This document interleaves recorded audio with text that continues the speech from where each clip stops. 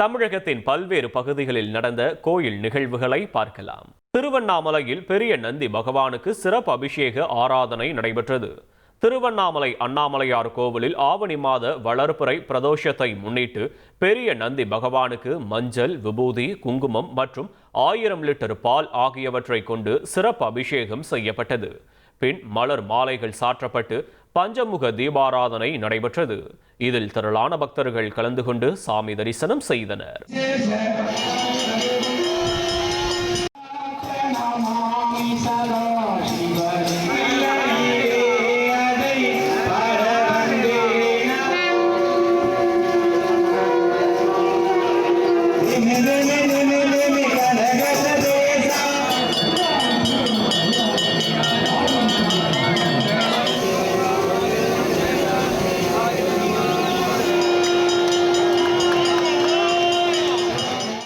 திருச்சி மாவட்டம் உறையூர் பகுதியில் அமைந்துள்ள வெக்காளியம்மன் கோயிலில் 51ஆம் ஆண்டு சதசண்டி ஹோமம் விழா கோலாகலமாக நிறைவடைந்தது.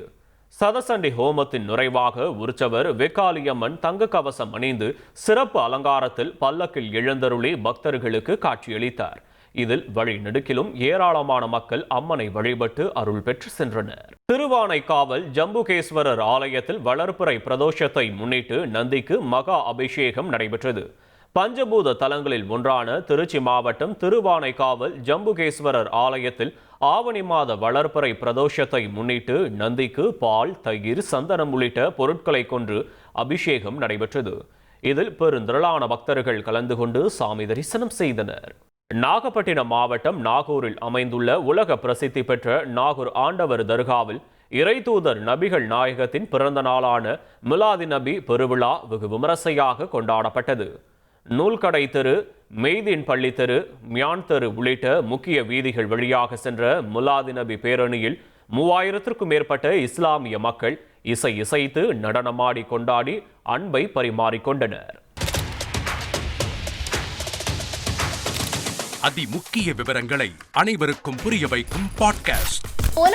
தவிர்க்க முடியாத முதல் மக்கள் வளைகுடா நாடுகள் பிரான்சிஸுக்கு பிரியா சம்பவங்களை தேடி களத்திற்கே உங்களை அழைத்துச் செல்லும் spotlight.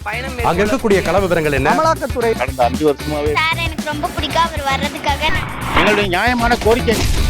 Even at the cost of stopping. பார்வையாளர்களையும் செய்திக்குள் பங்கெடுக்க செய்யும் மக்கள் குரல். 50 ரூபாய் எங்களுக்கு தண்ணிக்கு ஒரு தீர்வே இல்லைங்க. 10 வருஷமா எங்களுக்கு சரியான ஒரு விடிவு கிடைக்கவில்லை. 60,000 ஏக்கருக்கு தான் கேட்கிறோம், பிச்சை கேட்கறாங்க. புத்தம் புதிதாக வித்தியாசமாக ஹெலிகாப்டர்களின் உதவி என்ன படிக்கலான்றதுல பேரண்ட்ஸும் என்கரேஜ் பண்ணணும், ஸ்டூடெண்ட்ஸும் தேர்வு செஞ்சு. எனக்கும் சீமானனுக்கும் பெரிய வித்தியாசம் இல்லைங்க. ஒரு பாயிண்டா சொல்லணும். உங்களுக்கான தலைவர்களை பொழுதுபோக்கு தளத்தில் தேடாதீர்கள், போராட்ட களத்தில் தேடுங்கள். அனைத்தும் உங்களுக்காக. எப்போதும் இணைந்திருங்கள் தந்தி டிவியுடன்.